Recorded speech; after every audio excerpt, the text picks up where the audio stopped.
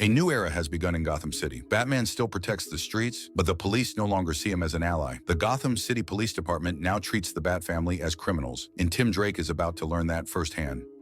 The story opens with him surrounded, red and blue lights flashing, as police officers aim their guns directly at him. In the past, the sun shone down over Wayne Manor. Damian was washing the Batmobile, muttering about how such labor was beneath him. Bruce and Tim watched from the side, amused. Damian grumbled that this sort of task insulted them both, and Bruce responded calmly that when he truly wanted to insult Damian, he'd know it. Tim was buzzing with excitement, convinced today would be his first time behind the wheel of the Batmobile. But Bruce had something else in mind. He walked over to a tarp-covered shape, pulled it away, and revealed an old orange truck. Tim tried to hide his disappointment, forcing a smile as he said, "Oh, cool.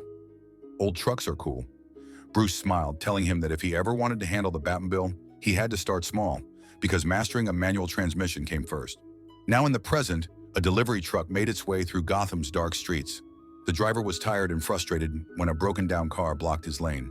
He honked and shouted for someone to move it, unaware that danger was already approaching. A thug appeared beside his window, gun drawn. The driver was dragged out, and another criminal climbed into the back of the truck, rifling through boxes. Then, one sharp gunshot echoed through the street. The man in the back froze.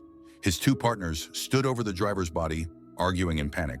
The last thug grabbed a box and ran into an alley, gasping for breath. He didn't get far. A shadow dropped from the rooftops, slamming him into the ground. Robin rolled forward and stood tall, smirking through the darkness.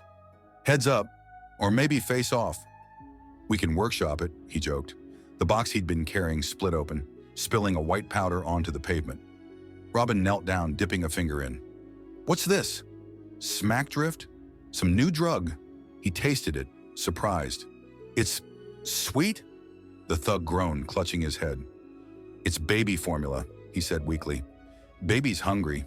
All the time." But before he could react further, headlights cut through the alley. "Freeze! Move and I shoot!" shouted a cop. Tim raised his hand slowly. "Hey, you got any friends left on the force?" he whispered. Before Bruce could respond, the wounded thug ran for it. A single gunshot rang out. The man collapsed instantly. Tim's eyes widened. "You shot him!" he yelled. The officer didn't even flinch. "Suspects fleeing the scene can be treated as hostile." "Get on the ground." Tim clenched his jaw, then dropped a smoke pellet and leapt for the fire escape. Bullets tore through the air as he climbed, but one caught him in the side. His body went limp, and he tumbled back toward the cold pavement below. In a flashback, the old truck jolted to a stop. "You'll get it," Bruce said calmly. Okay, it's been a long day. We're both getting frustrated." Tim nodded and tried again. Suddenly, Damian dropped from above and landed on the hood with a thud. "You've been at this for hours, you incompetent fool. Let me drive." Bruce sighed. "Foot off the clutch, Tim." Now the truck lurched again, throwing Damian off and straight into the dirt. "Excellent, Master Bruce." "Well done," Alfred called from nearby. Bruce chuckled. "All right, Tim. One more time. And remember to breathe." Tim's eyes opened slowly. He was in the back of a police van, wrists cuffed and blood pooling beneath him. "You shot me," he gasped. The officer in front smirked. "That's what happens when you resist arrest." Tim blinked in disbelief. Around him sat several gang members, all unshackled and glaring.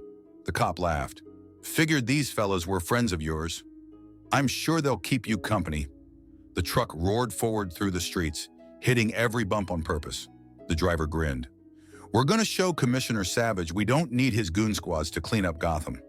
Tim steadied himself, still bleeding. "All right, fellas," he muttered. "Rough night for everyone. Let's keep it cool." One of the thugs cracked his knuckles. "Nah, man. Don't think we will." The truck hit a pothole, sending everyone flying. Tim twisted midair, rolled off the floor, and used the motion to snap his cuffs. The thugs charged again, but he was faster, landing quick punches and kicks as the van shook violently. Up front, the cops glanced back, trying to see what was happening. They didn't notice the road ahead, or the bat spike strip waiting in the darkness. The van hit it hard. Tires blew out, sparks flying. The vehicle screeched to a halt, and out of the shadows came Batman. His cape flowed behind him as he walked toward the van. "Rough night?" he asked. Tim was sitting on top of a pile of unconscious thugs. "Worse for them," he joked, holding his side. Batman reached in to help him out, but the cops weren't done. One raised a shotgun. "Don't move, freaks," he shouted. Tim warned. "Careful, Batman." That one shot a suspect in the back. And me too. The cop sneered. I'd do it again if I had to. Ain't scared. His partner hesitated, lowering his weapon. Vargas, come on, he said quietly. They're supposed to be on our side. Batman's tone turned cold. Murder puts us on opposite sides, officer. The air grew tense.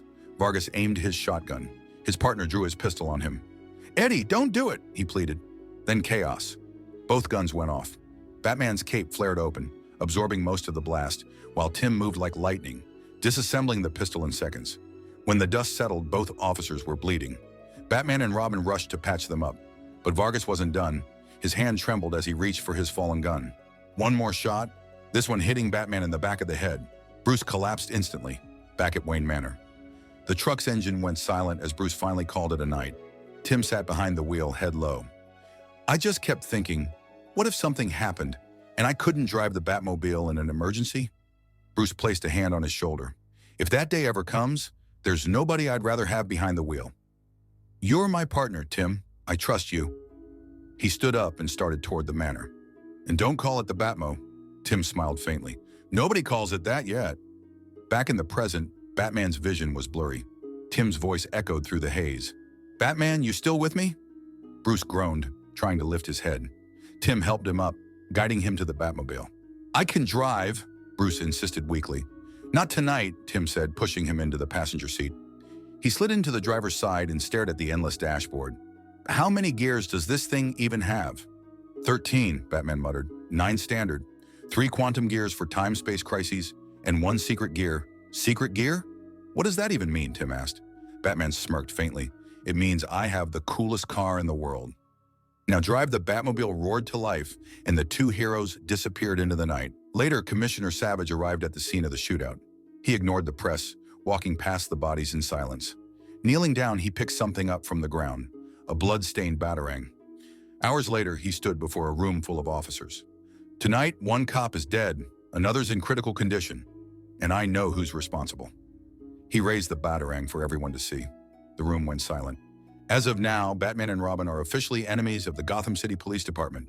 And with that decree, the line was drawn. Gotham's greatest protectors were now its most wanted. And that was Batman issue number 2 by Matt Fraction, another chapter in Gotham's darkest nights. If you enjoyed this story, make sure to like the video, subscribe, and drop a comment for what story you want next.